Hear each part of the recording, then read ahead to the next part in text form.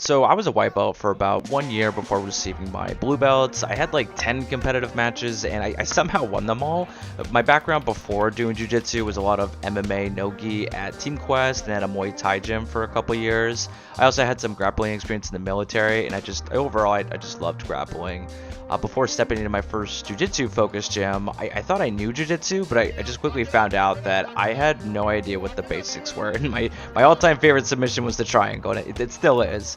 I waited like 6 months before I decided to compete as a white belt, and out of all my matches, all my submissions but one was basically a triangle. I just loved it so much. There was just something about putting a guy between your legs and just squeezing the life out of him that I just found enjoyable. I completed or as I completed more competitions, I got a feel for like what I really sucked at and what worked for me. A lot of guard pulls, stagnant death gripping, that didn't work, but that's what I did. And I didn't felt too overwhelmed as a white belt just because I knew I had a lot of I didn't have much time to work till my next competition came up, and so it's like, okay, I'm just gonna focus on small areas of my game and then just kind of go from there.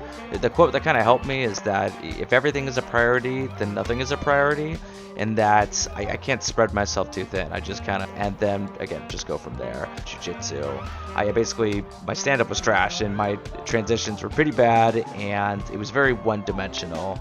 Nobody has to compete, but my advice for any white belt is just put yourself out there. You're never really ready for it, so you might as well just send it and just test yourself. Another quote that I like is, the cold water won't get any warmer if you jump in later, which just kind of helped push me to just go out there, go for it. Even though like there's still positions I suck at, I'm just gonna go out there and just see if those positions even come up, and if they do, it won't be a big surprise that I failed at it. But that was my thought process.